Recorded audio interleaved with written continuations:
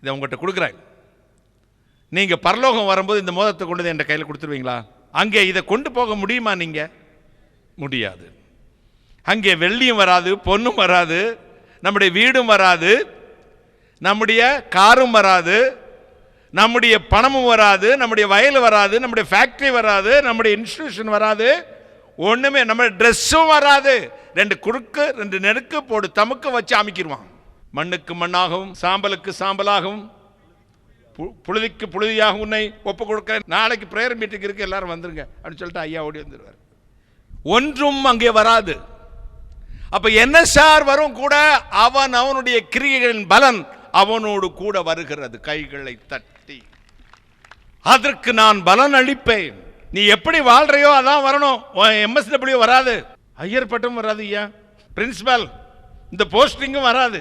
நீங்க எப்படி வாழ்ந்தீங்களோ, எப்படி இந்த வசனத்தின்படி கர்த்தருக்கு பயந்து வாழ்ந்திருக்கிறீர்களோ, அதை வச்சு தாங்க அங்க எக்ஸாம்ல பாஸ் ஆகிறதா ஃபெயில் ஆகிறதா வரும். கைகளை தட்டி.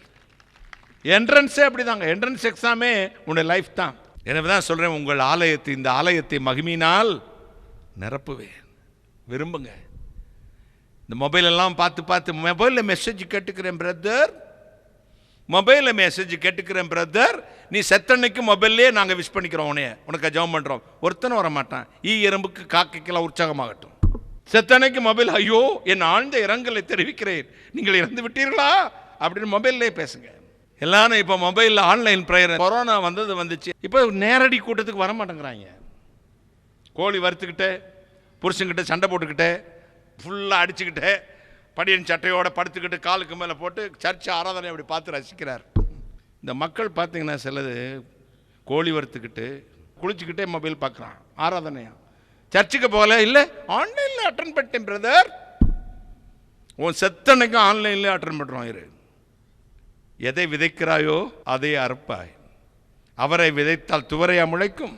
நீ என்ன செய்ய வேண்டும், உனக்கு மற்றவர்கள் என்ன செய்ய வேண்டும் விரும்புகிறாயோ அதுவே உனக்கு செய்யப்படும். கர்த்தரை ஆராதிக்கிற நீங்கள் இதயத்திலிருந்து ஆராதனை பண்ணுங்க. நடுக்கத்தோடு பயத்தோடு அவருக்கு ஆராதனை செய்யுங்கள். கர்த்தருடைய சத்தியத்தை கைக்கொள்ளுங்கள்.